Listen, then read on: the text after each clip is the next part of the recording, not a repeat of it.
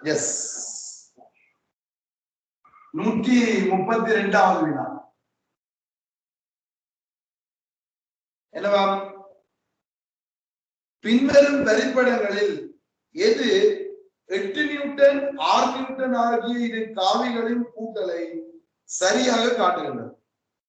8 Newton 6 Newton கூட்டலை தான் கேட்கிறார். அப்ப இங்க சமநிலை என்றதை பற்றி கதையில 8 நியூட்டன் 6 நியூட்டன் கூட்டார். இப்ப இங்க எப்படி இருக்கு? செங்கோடு முக்கோணம் இருக்குது எல்லாமே. அப்ப உங்களுக்கு தெரியும், இப்ப இப்படி ஒரு காவி வந்து இப்படி ஒரு காவி வந்தால் இது இந்த விளைவு இப்படி வரும் இல்லையா? அப்ப 8 நியூட்டன் 6 நியூட்டன், இது 10 நியூட்டன் இப்படி வரலாம். அல்லது இதுல 6 நியூட்டன் இதுல 8 நியூட்டன் வந்தா இங்க 10 நியூட்டன், 8 6 விளைவு 10. இப்ப இது இப்படி இருந்தா என்ன நடக்கும்? இது 6 நியூட்டன் இது 8 நியூட்டன் இப்படி வந்தா இது 6 மட்டும்தான் விளைவு இல்லை. இது இந்த மூன்றும் சேர்ந்து விளைவு விசை 0 வரும். இப்ப 6 8 விளைவு எங்க தொடங்கி முடிகிற இப்படி இருக்கும் விளைவு 10. Okay right. இதன்படி எந்த விட வரும்? இப்ப முதலாவது விட இப்படி கேட்க, இங்கேயும் இங்கேயும் கேட்க என்னது 8 6 இப்படியும் இப்படியும் விளைவு எந்த வரும்? இங்க வரும், இப்படி வரும். 8 6 விளைவு இந்த பக்கம் வரும். அப்ப முதலாவது விளைவு குறித்தது விட. அடுத்தது 8 6 16 என்று குறிச்சிருக்குது. 8 6 16 என்று குறிச்சா விட. இது 8 இது 6, ஆனா விளைவு 10 தான். வயதத்திட்டம் போடணும் இல்லையா? சும்மா இலக்கத்தை கூட்ட இல்லாது. அப்ப மூன்றாவது விடை சரியான விடை 8 6 விளைவு 10. ஓகே தானே? ரைட். அடுத்தது 133.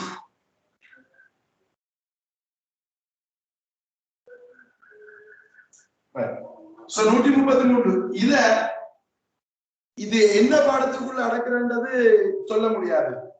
அதை நீங்க ஹீட்ல 4வது பாடத்துல சொல்லலாம், அல்லது முதலாவது பாடத்துல சொல்லலாம். இது எப்படி சொல்றேன்னு தெரியாதபடியே நாங்கள் இந்த இடத்துல முடிச்சுக்கிறோம். என்ன சொல்லியிருக்கார்? ஒரு ஜே வடிவ குழாய் ரசப்பாரமானி ஒன்றை வரிப்படம் காட்டுகின்றது. ரசநிரலின் எப்புள்ளியில் அமுக்கம் 500 மில்லிமீட்டர் ரசமா இருக்கும். இப்ப இதுல தந்திருக்கார், இது 160 மில்லிமீட்டர், இது 920 மில்லிமீட்டர். புள்ளிகள் தந்திருக்கார், ஏபிசிடி தந்திருக்கார். இப்ப பாரமானி எல்லாம் இதுல அடைஞ்ச பகுதிக்குள்ள அமுக்கம் என்ன இருக்கும்? இதுக்குள்ள அமுக்கம் 0 இருக்கும். இந்த இடத்துல என்ன அமுக்கம் இருக்கும்? இந்த இடத்துல இருக்க அமுக்கம், இந்த ரசத்தால வர அமுக்கம் அதுல வளிமண்டல அமுக்கத்துக்கு சமன் 760 மில்லிமீட்டர். அப்ப இங்க 0 இதுல 0 இருந்து கூடி கூடி இதுல 760 வருது. அப்ப நடுவுல என்ன அமுக்கம் வருது? இது தரவசானே எவ்வளவு? 380. நடுவுல 380 மில்லிமீட்டர். அப்படி 500 எங்க இருக்கும்? இது ரெண்டு கிடையாது 500 இருக்கும். அப்ப இதுக்குள்ள எங்கேதான் 500 மில்லிமீட்டர் ரசம் அமுக்கம் இருக்கும். அப்ப இந்த புள்ளி சி. அப்ப 500 மில்லிமீட்டர் ரசம் அமுக்கம் இருக்கிற புள்ளி சி. ஓகே தானே? அடுத்து 134.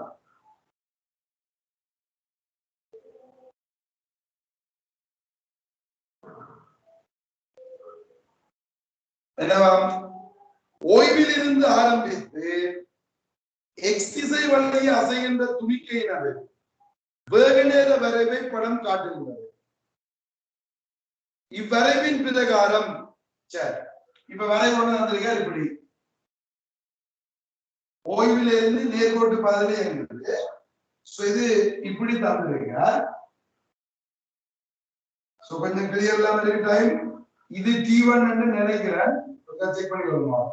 T2 இது T3 என்று நினைக்கிறேன். இப்ப இத்துணிக்கை T7 T1 மாத்திரம் ஓய்வுக்கு வரும். சோ T7 T1 இல்ல இந்த இடத்துல வேக முடியாது. வந்திருக்காரு. அப்ப இங்க T2 T3 தான் ஓய்வுக்கு வருது. அதுவும் கணநிலை ஓய்வுக்கு வருது. இது தெரியும், இது ஓய்வு, இது கணநிலை ஓய்வு. ஏன் வந்தவர் இந்த எதிர்த்து இயங்குற அவர் T1 சொன்னா அது பிள்ளைதானே, ஏ கூட்டு பிள்ளை பி கூட்டு. நேர T7 T3 இத்துணிக்கை ஆரம்ப நிலைக்கு மீண்டிருக்கும். எங்களுக்கு தெரியும் வேர்நிலை வரை கிடைக்கிற பரப்பு இடப்பெயர்ச்சியை தரும். இது பிளஸ் இடப்பெயர்ச்சி இப்படி போயிருக்க, இங்க இருந்து இங்க போயிருக்க. பிறகு இது எதிர்த்து சேர இடப்பெயர்ச்சி மைனஸ் திரும்பி வர்றாரு. ஆனா திரும்பி வர்ற பரப்பு குறைவு.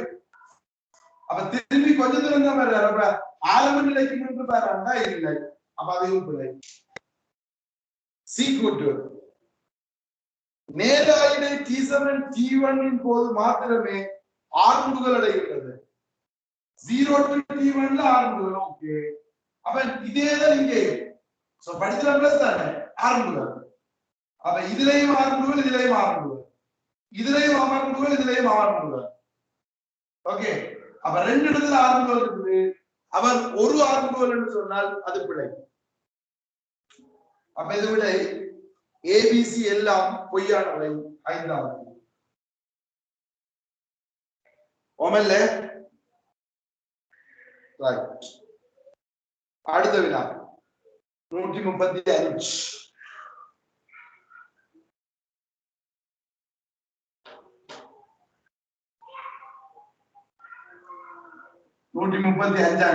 என்னது, ஒரு பொம்மை வடிவம் வந்திருக்கா.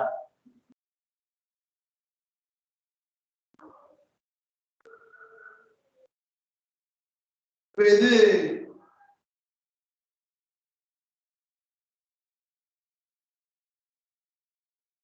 என்ன சொல்லிருக்கார், தரப்பட்ட வரிப்படம் கிடையான மேசி ஒன்றின் மீது வைக்கப்பட்டுள்ளது.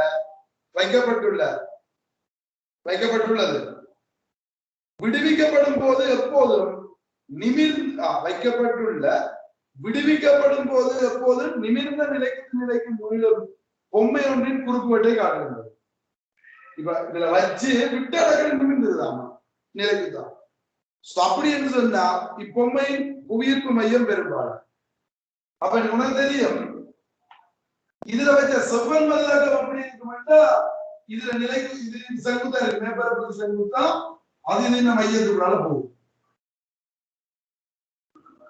இது அரைக்குளம் எல்லாம் அப்ப அது இந்த மையத்துக்குள்ளால போகும் செவ்வன். இது இந்த சமச்சீரச்சிதான் புவியீர்ப்பு மையம் இருக்கும். இப்ப இந்த புவியீர்ப்பு மையம் இந்த இடத்துல இருந்துட்டா என்ன நடக்கும், அப்படியே வச்ச இடத்துல அப்படியே இருக்கும்.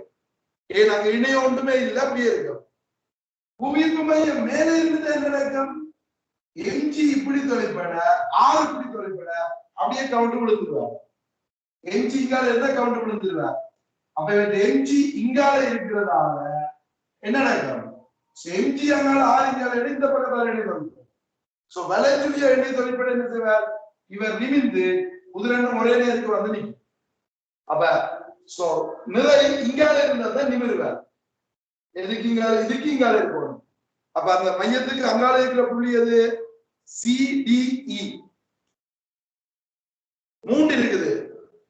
இப்ப எப்படி வச்சாலும் நிமிர்றதுன்னு சொல்றாரு. அப்ப எப்படி வச்சாலும் நிமிர்றதுன்னா நல்லா கீழே இருக்கும். ஆனா இந்த விளிம்புக்கு வேற என்ன, ஏன் இந்த தொகுதியில போய் இதுக்கு இடையில இங்க இருக்கணுமே. அப்ப விளிம்புக்கு வேற இல்லாது. அப்ப நல்லா கீழே வரணும். இந்த புள்ளி இருக்கும், D இருக்கு. அப்ப இங்க சாத்தியமானது C அல்லது D.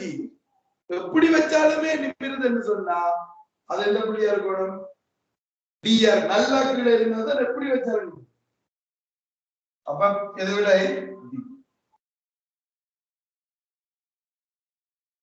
நான்காவது விட. ஓகே, இந்த கெட்ட விளங்குதல்ல நிமிரோடு புவியீர்ப்பு மையம் இந்த செவ்வன் மத்தாக்கத்துக்கு அங்கால வரும். எந்த நிலைக்குமே நிமிர்றதுன்னு சொன்னா அங்கால. இதுல என்னன்னா உண்மையா இது அரைக்கோளம் என்று தந்திருந்தாருன்னா C அல்லது D எதுவும் வரும். ஆனா இது அரைக்கோளம் என்று தரையில. அது ஒரு வளைமை பரப்பு. அப்ப அது சின்ன வளைவா இருந்துச்சுன்னா இந்த சுகன்றதுக்கு மையத்துக்குள்ளால போகணும்னு இல்லை, வேற எங்கேயும் போகலாம், இங்கேயும் போகலாம். அதனாலதான் நாக கீழே புள்ளி டிஎட் வருது. ரைட். 136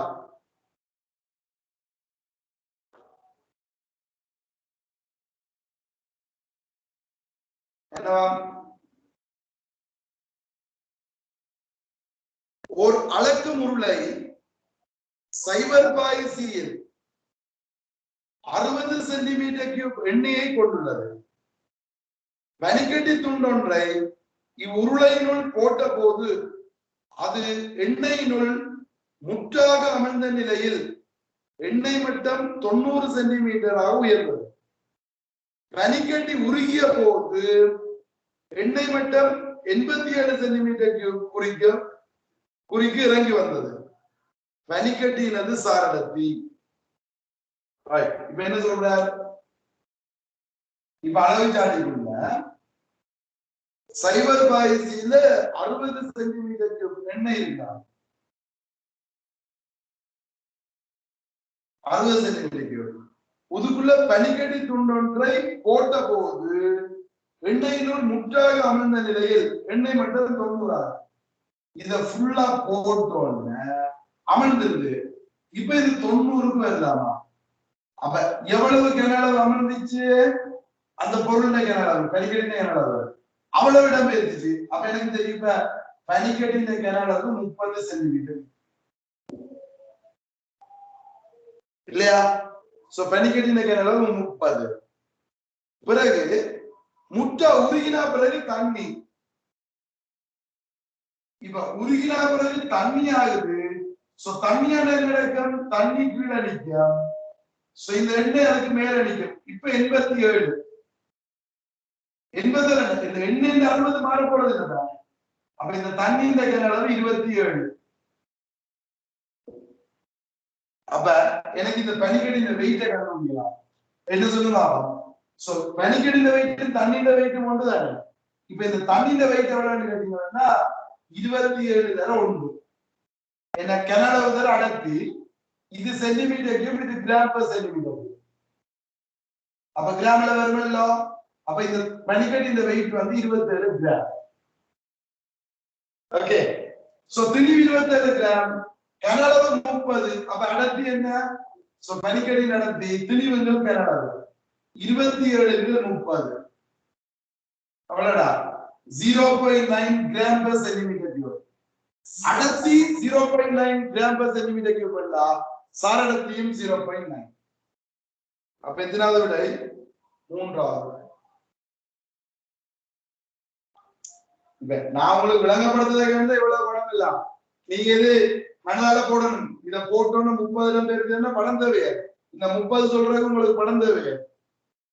இல்ல, நான் விளங்கப்படுத்துறதுக்காண்டி நான் கொஞ்சம் நேரம் கிடக்கிறேன் தவிர, இவ்வளவு எழுதுறேன்னு தவிர. சோ நீங்க செய்ய நேரம் போட்டுருங்க. ரைட். அடுத்தது 137.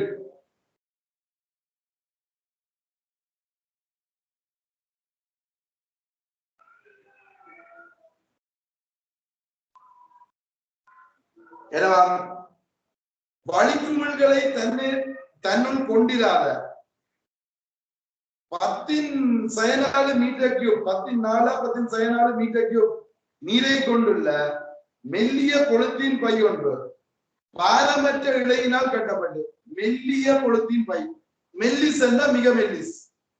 அப்ப அதுக்கு வெயிட் இருக்குமா? பொலித்தீன் பைக்கு வெயிட் இல்ல. பாரமற்ற இழை ஒன்றினால் கட்டப்பட்டு படத்தில் காட்டப்பட்டவாறு நீர் தொட்டி ஒன்றினால் தாழ்த்தப்படுகிறது. இப்ப அது தண்ணிக்குள்ள தண்ணிய வச்சிருக்காங்க. இப்ப இது தண்ணி, இங்க இருக்கிறது தண்ணி. இப்ப தண்ணிக்குள்ள தண்ணி இருந்தா அதுக்கு தண்ணியில நிறையும் மேலும் தானே இலையில இருக்குமா? என்ன தண்ணிக்குள்ள தண்ணிய வச்சிருக்க நீங்க ஏதாவது தொங்க விடணும் இல்ல. அப்ப அங்க இழுவை என்ன வரும்? பூஜ்ஜியம் தானே. சோ தண்ணிக்குள்ள தண்ணிய வச்சிருக்கிறதால அங்கே ஒன்றுமே நடக்கப்படுறது இழுவ பூச்சி. ஆனா இப்படி நடந்ததை வர இது தண்ணி அதுக்குள்ள தேங்காய் வச்சிருந்தா அடர்த்தி குறைவா இருக்கா. அப்ப அங்க நிறைய விட மேலப்பு கூட வருது.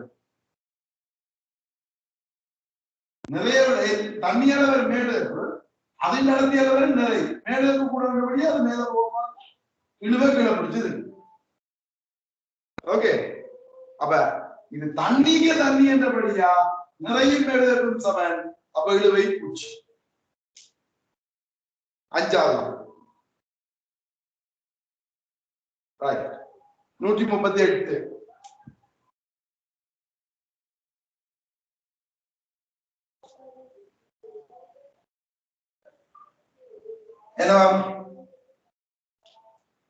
நிலைக்குத்தாக மேல் நோக்கி எறியப்படும் பந்தொன்று எரிந்தவரின் கைக்கு திருப்பி வருகிறது. நாங்க மேல் நோக்கி பந்தொன்று எறிகிறோம், அது எரிந்தவற்ற கைக்கு திருப்பி வருதாமா? ஓகே. வழித்தடை இல்லாதிருப்பின் மேல் நோக்கிய பயணத்துக்கும் கீழ் நோக்கிய பயணத்துக்கும் எடுக்கும் நேரங்கள் ஒரே அளவு. சரி, அது வெளிப்பட உண்மை. மேல போற நேரமும் கீழே வர்ற நேரமும் சமன். அது ஓகே. அதுக்கு நான் வழங்கப்படுத்த தேவையில்லையே. அது புவிப்பின் இயக்கத்துல பார்த்திருக்கேன். நாங்க மேல போறதுக்கு ஒரே நேரம், போறதும் வர்றதும் ஒரே நேரம்.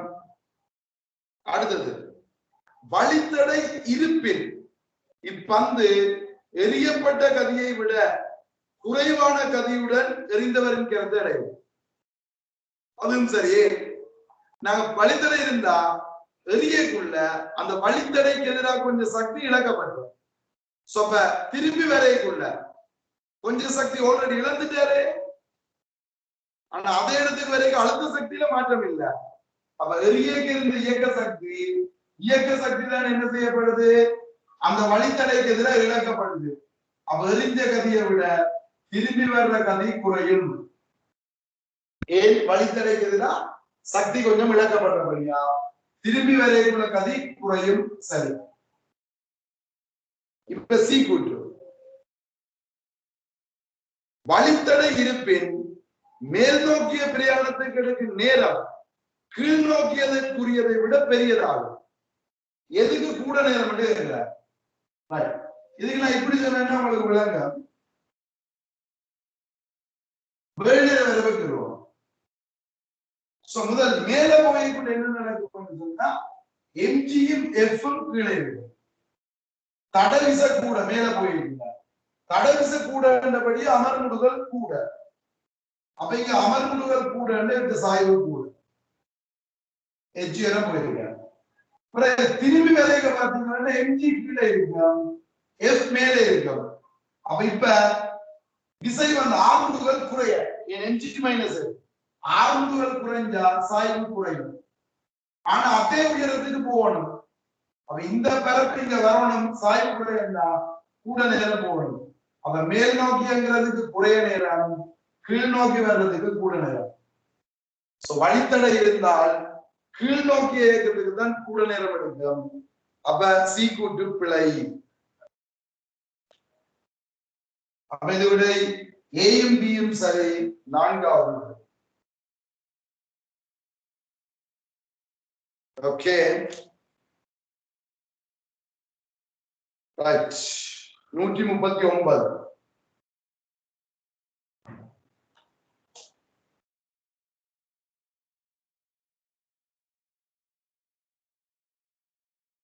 என்னவா? எக்ஸ் அச்சு வழியே பி கதியுடன் அசையும் எம்திணிவுடைய பொருள் ஒன்று சடதியாக இரு சர்வசமனான துண்டுகளாக உடைகின்றது. உடைந்த துண்டுகளில் ஒன்று வையச்சிக்கு சமாந்தரமாக அதன் நேர் திசையில் பி கதியுடன் அசையும் ஆயின் அடுத்த துண்டின் இயக்க திசையை பின்வரும் வரிப்படங்களில் எது திறம்பட சுட்டிக்காட்டும்.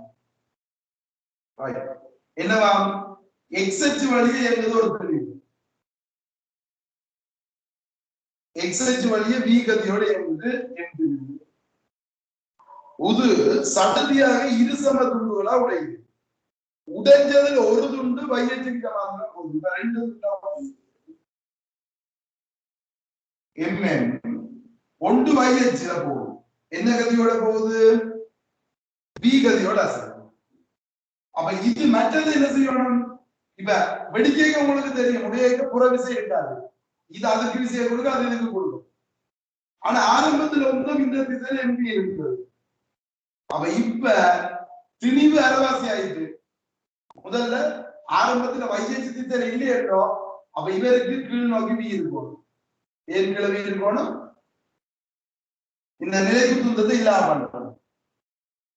இந்த திசையில MB இருக்கணும் வேண்டாம், இவருக்கு இந்த பக்கத்தால 2B இருக்கும். நம்மதான் MD என்ற உண்மை வருது. அப்ப இவற்றை விளைவு வேகம் என்று வரும்னா இது இந்த எக்ஸச்சுக்கு கிட்ட வரும். எக்ஸச்சு திசையில உள்ள வேகம் என்ன பெருசு உங்களுக்கு தெரியும். இது ரெண்டும் சமனாயிருந்தா நடுவுல வரும். இது பெருசா இருந்தால் அதுக்கு கிட்ட வரும். இது பெருசா இருந்தால் இதுக்கு கிட்ட வரும். அப்ப இங்க எக்ஸச்சு திசையில பெருசான்னு வழியா இது எக்ஸச்சு கிட்ட வரணும். அப்ப அந்த கோடு இப்படி வரும். இந்த கோணம் குறைவா இருக்கு. அப்ப எந்த படம் வரும்? இரண்டாவது படம்.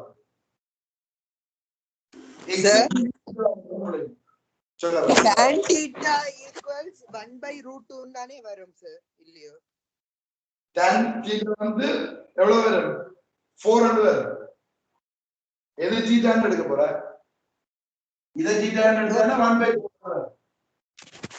அப்ப தீட்டான பெருமதியை கண்டு அப்படியும் செய்ய முடியாதா? கிட்டத்தட்ட tan theta ஒண்ணுன்னா அது பெருமதி காணணுமா? ஏலாது என்ன? Yes sir. இது கெஸ் பண்ணி தான் போறது. தேவையில்லை, பெருமானம் காண்றது தேவையில்லை. எங்க வேகம் பெருசா இருக்கு, எக்ஸச்சு திசையில வேகம் கூடன்னா எக்ஸச்சு கிட்ட இருக்கும். விளைவிழப்பவும் பெருசுக்கு பக்கத்துல வரும். அப்ப பெருசு 2B தானே, அதுக்கு கிட்ட வரும். இது B, என் ரெண்டு சமதளி வந்தபடி இது B ஆன இது B. இந்த திசையில வேகம் கூட வருது. அப்ப அதுக்கு கிட்ட வரும். அப்ப எக்ஸச்சு கிட்ட வரும். எக்ஸச்சு கிட்ட வர்றது ரெண்டாவது படம் மட்டும். எக்ஸச்சிலேயே வரையலாது, முதலாவது வராது. எக்ஸச்சிலேயே வராது, இங்க ஒரு வேகம் இருக்குது. அப்ப எக்ஸச்சு கிட்டவா விளைவுல வரணும். அப்ப இரண்டாவது 140.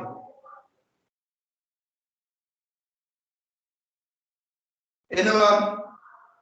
ஒப்ப பாதை ஒன்றின் மீது வைக்கப்பட்டுள்ள இரும்பு சிறு வண்டி ஒன்று முன்னால் படத்தில் காட்டப்பட்டுள்ளது போல் பிள்ளை ஒன்று வலிய காந்தம் ஒன்றை பிடித்துள்ளது. ஒரு வண்டி, இந்த வண்டிக்குள்ள ஒரு சின்ன என்ன செய்யலாம், அப்படி ஒரு இதை நிறுத்தி முன்னுக்கு காந்தம், வலிமையான காந்தத்தை பிடிச்சு முன்னுக்கு பிடிச்சிருக்காங்க. வண்டிக்குள்ள இருந்து காந்தத்தை முன்னுக்கு பிடிக்கிறார். இது இரும்பு கார். அப்ப உங்களுக்கு தெரியும், காந்தத்துக்கு இரும்புக்கு இடையில கவர்ச்சி விசை இருக்கு. காந்தம் வண்டியை பிடிச்சு இழுக்கும், வண்டி காந்தத்தை பிடிச்சு இழுக்கும். பின்வரும் கூற்றுகளில் உண்மையானது என்ன நடக்கும்? உங்க வண்டி அசையவே அசையாது. ஏன்? இப்ப விசையில பாருங்க. இப்ப என்ன நடக்கும்? இவர் காந்தம் வண்டியை பிடிச்சிருக்க, வண்டி காந்தத்தை பிடிச்சு இருக்கும். வண்டி காந்தத்தை பிடிச்சிருக்க. இப்ப இந்த காந்தம் உங்க முன்னுக்கு தரல, இல்ல அவ பையன் என்ன செய்யணும்? காந்தத்தை பிடிச்சு அங்கால வரணும். அப்பதான் காந்தம் நம்மள வண்டி காந்தத்தை பிடிச்சிருக்கு, அது பையனை தரலும் இல்ல. அப்ப பையன் அதை பிடிச்சு அங்கால வரணும். அப்ப பையன் அதற்கால பையனை என்ன செய்யணும்? அது இங்கதான் இல்ல. இனி பையனுக்கு வரல, இந்த தலை பையனை தடுக்கணும், போக விடாம. அப்ப பையன் தலைக்கு இந்த பக்கம் தலை விஷயம் கொடுக்கணும். அப்ப எல்லா விஷயம் தான். நீங்க வண்டியை தனி எடுத்தீங்கன்னா இந்த விஷயம் கேன்சல் ஆகும். காந்தத்துக்கு இந்த விஷயம் கேன்சல் ஆகும். பையனுக்கு இந்த விஷயம் கேன்சல் ஆகும். எப்படி பார்த்தாலும் ஒன்று கேன்சல் ஆகிடும். உதால அசையாது, வண்டி அசையவே அசையாது. விளங்கிச்சா இல்லையா?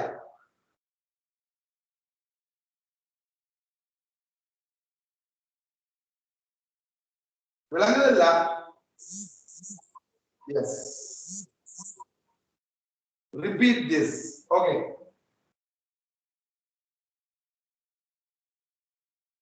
திருப்பி சொல்றேன்.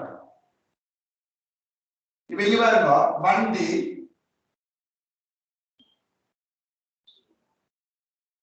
இப்ப இந்த வண்டியில நின்று ஒருத்தர் என்ன செய்யறாரு, காந்தத்தை அப்படி பிடிச்சிருக்காரு.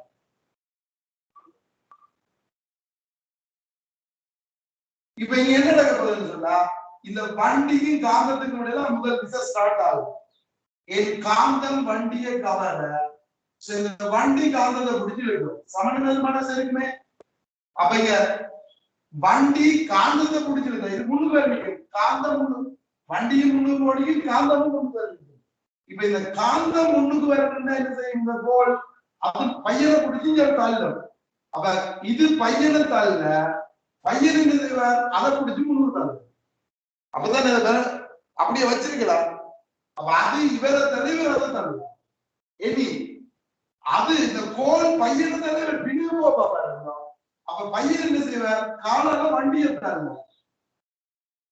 இல்ல பையன் என்ன செய்வார், காலால வண்டியை இங்கால தள்ளுங்க, வண்டி பையனை உங்களால தள்ளும். அப்பதானே பையன் நிக்கிறா, கோல் பையனை தள்ள, பையன் என்ன செய்வார், காலால வண்டியை தள்ளுவார். இப்படி நிற்பார், பின்னுக்கு தள்ளுவார். அப்ப காலால இதை தள்ள, வண்டி பையனை முன்னுக்கு தள்ளுவார். அப்ப சமநிலையில நிற்பார். இப்ப இங்க பாருங்க, இந்த விசை கேன்சல் ஆகும், இந்த விசை கேன்சல் ஆகும், இது இதை கேன்சல். இன்னொன்று சொல்றது, மூடிய தொகுதிகள் என்று எங்களால் என்ன செய்யலாது, தொகுதி அசைக்க இயலாது. மூடிய தொகுதிக்குள்ள நின்று எங்களால என்ன செய்யலாது. இப்ப இப்படி இருக்குல்ல, இப்ப வண்டி இப்படி இருக்கு, இதுல ரெண்டு ஒருத்தர் கயிறை கட்டி வண்டிக்குள்ள கயிறை கட்டி இழுக்கிறார். இப்ப வண்டி அசைமான இல்ல, இவர் வண்டியை பிடிச்சிருந்தா, இவர் விசையை கொடுக்கிறதுக்கு வண்டி என்ன செய்யணும், வண்டியை முன்னுக்கு தள்ளுறதா, வண்டி இவரை பின்னுக்கு தள்ளுற, இவர் பின்னுக்கு தள்ளினா தான் அவர் பிடிச்சு இழுக்கிறார். அப்ப சுத்தி வேற விசை கேன்சல் ஆயிடும். இவர் கைத்தை பிடிச்சிருந்தா, இவர் காலால வண்டியை தள்ள, வண்டி இவர் முன்னுக்கு பிடிச்சிருக்கு. அப்ப ஒன்றோடு என்ன செய்யும், எல்லா விசையும் கேன்சல் ஆயிரும். Okay right. அப்ப இதுக்கு என்ன விடை, 140க்கு 4வது விடை. சோ இது அசையவே அசையாது. ரைட். 141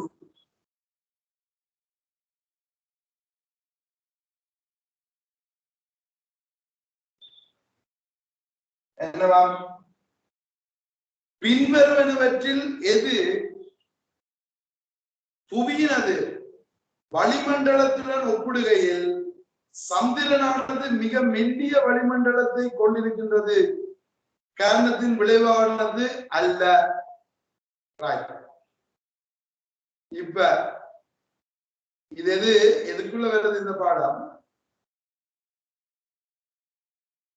ஈர்ப்பு குளத்துக்குள்ள வருது இல்லையா. பின்வருவனவற்றுள் எது புவியின் வளிமண்டலத்துடன் ஒப்பிடுகையில் சந்திரனானது மிக மெல்லிய வளிமண்டலத்தை கொண்டிருக்கின்ற காரணத்தின் விளைவானது அல்ல.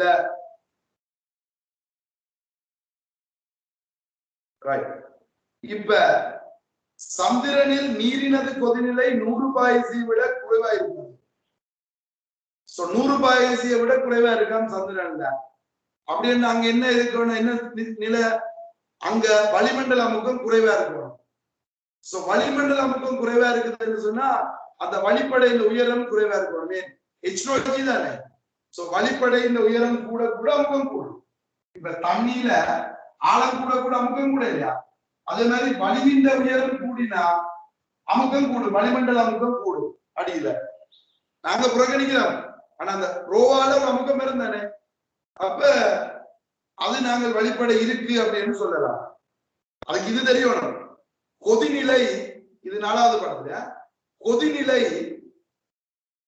என்னத்துல அங்க இருக்கு, வளிமண்டல அமுக்கத்துல அங்க இருக்கு. மேற்பரப்பு அமுக்கம் குறைஞ்சா கொதிநிலை குறையும். அப்ப அது வளிமண்டல அமுக்கம் சின்னன்றதை சொல்லுது. சந்திரனில் ஒளியை உணர சாதாரண ஒளிவாங்கியை பயன்படுத்த முடியாது. உங்களுக்கு தெரியணும், ஒளி வந்து நெட்டாங்கலை longitudinal wave. அப்ப அவர் நகர்த்ததுக்கு எங்களுக்கு ஊடகம் வேணும். அப்ப வழி வந்து 5 இருந்துச்சுன்னா என்ன நடக்கும்? சோ கொஞ்சம் வழி இருந்துச்சுன்னா எங்களுக்கு அந்த ஒளி என்ன செய்யாது, போவாது. அப்ப இப்ப வளிமண்டலம் சின்ன இருந்துச்சுன்னா ஒரு குறிப்பிட்ட ரேஞ்சுக்காக என்ன செய்யலாம், எங்களுக்கு அந்த சவுண்ட கேட்கலாம். அப்ப சாதாரண ஒளிவாங்கிய பயன்படுத்தலாம். இது 5000ன்றதுக்கும் ரீசன் ஒரு குறிப்பிட்டதுக்கு அங்கால ஒளி கேட்காது. அப்ப அதுவும் வளிமண்டலம் மெல்லியதா இருக்குன்றதுக்கு ரீசனா சொல்றாங்க. வழி இல்லைன்னு மீன் மெல்லிசன்னா வழி இல்லைன்னா என்ன செய்யலாது, எங்களுக்கு ஒரு ஆள் கதைச்சா மற்றவருக்கு கேட்காது. ஓகே, அடுத்தது புவியை விட சந்திரனில் மனிதனால் கூடிய உயரத்துக்கு பாய முடியும். அப்ப இது மெக்கானிக்ஸ் இல்ல, கதைக்க வலிக்கிட்டதால கதைச்சு முடிச்சிடறாங்க. ஈர்ப்பு புலம்னா மெக்கானிக்ஸ்ல கதைக்கலாம் தான் கதைக்க வலிக்கின்றான். அது மற்றதுக்குள்ள போகுதுதான், இருந்தாலும் காய்ச்சி முடிச்சுடுவோம்.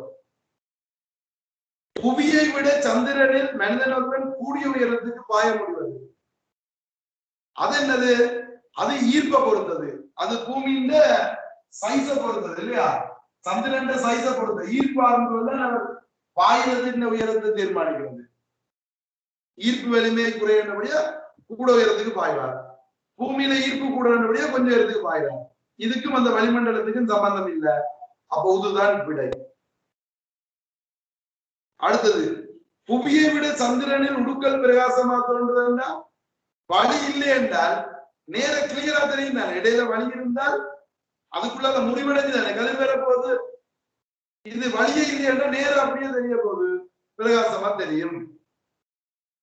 அடுத்தது, சந்திரனின் பரப்பு எரிந்த ஆகாய கற்களின் விளைவாக புவியானது வாங்கும் அடிபடுதல்களின் எண்ணிக்கையை விட கூடுதலான அடிபடுதல்களை கொண்டிருக்கோம். எரிகள் விழும் எல்லாம் இந்த பூமியில பெருசா எரிகள் விழுகிற, ஏன் வளிமண்டலம் இருக்கிறதால எரிகள் கீழே வர்றதுக்கு எரிஞ்சு போயிடும், வழித்தடையாகும். சந்திரன்ல வளிமண்டலம் இல்ல, எரிகள் நேர பூமியில விழுந்து அதுல பள்ளங்கள் இருக்கு. அப்ப எரிகளால அடி வாங்கினது கூட எங்க இருக்கும்? சந்திரன்ல இருக்கும். அப்ப அதுக்கு ரீசன் என்ன? வளிமண்டலம் இல்லை என்றதுதான் ரீசன். ஓகே, அப்ப அதுக்கு என்ன விட? மூன்றாவது தான் வளிமண்டலத்தை பற்றி சம்பந்தம் இல்லாதது. ஓகே, ரைட், சரி.